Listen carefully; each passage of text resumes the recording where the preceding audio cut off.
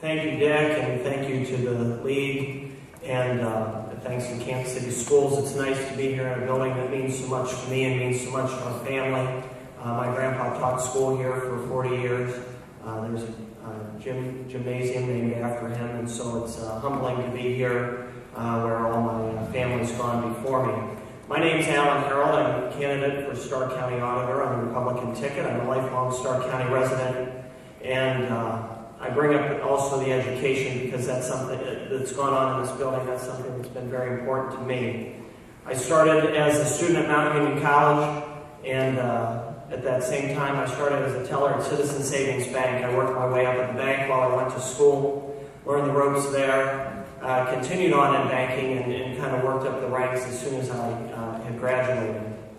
Went on to Ohio State University where I received my master's in business administration degree with a focus in finance and real estate, and graduated from there and stayed in the banks for a while, moved to St. Louis with my wife. We had our first child there, and we made a very conscious decision in 2006 to move back to Stark County where we could raise our family and we could give back to a community that I really feel has given a lot to me and given a lot to our family.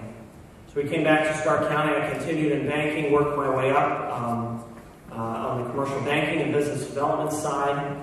And while I was in that role at Sky Bank and Huntington Bank, I worked with small businesses across the county every day, creating plans for their employees, creating efficiencies for them, giving them access to capital, helping them find better ways to do things. And it was while I was there I became acquainted with my current employer, Kuhn Restoration. Mr. Kuhn was a client of mine. I was pleased. He was so impressed by what I had done, he hired me to come work for him, where I now serve as his Chief Financial Officer and Controller. In that role, I'm responsible for the day-to-day management of everything that goes on in our company. We have over 60 employees in that business. We have over 30 employees in another business, and my combined budget is greater than that of the auditor's office. So I have the experience to manage the staff. I have the experience to manage the money. I have the experience to do the bookkeeping and accounting that goes with that.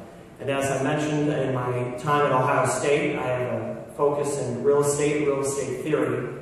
That combined with what I did as a commercial banker and business development officer at the bank leads me to have a great experience in a function that's so important in valuing all the property in Stark County. We've got a big challenge ahead of us in 2012. Some things that I plan to do, first and foremost, when I'm elected Stark County Auditor in about 2 weeks. The first thing is we've got to continue to get a handle on the controls and responsibilities that are in place right now, and we have to see how we can augment those. Cash handling and checks and balances policies across county departments are going to be important and going to be a good first step. We're going to rotate job responsibilities and cross-train our employees in ways that they haven't been trained before.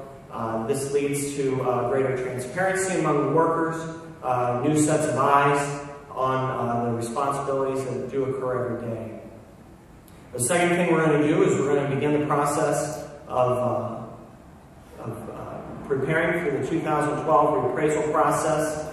The steps that have been taken are commendable, but we need to do more. The declines in real estate value in this county are potentially catastrophic to the county general fund, to schools, to libraries, to developmental disability and mental health boards, to the parks. And we need to be prepared to be fair to the taxpayers, the homeowners, and we need to be fair to the schools at the same time. At the same time, the auditor's office is going to have to do more with less, just like businesses do every day.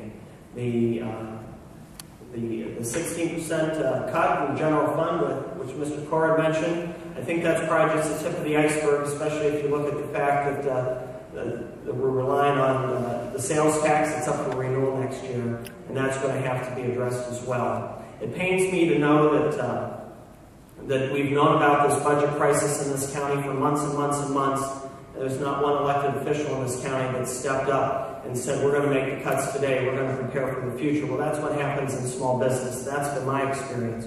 When you know the problems are coming, you plan today. And it's that kind of leadership and financial experience that I'm going to bring to the auditor's office when elected in November. Thank you very much.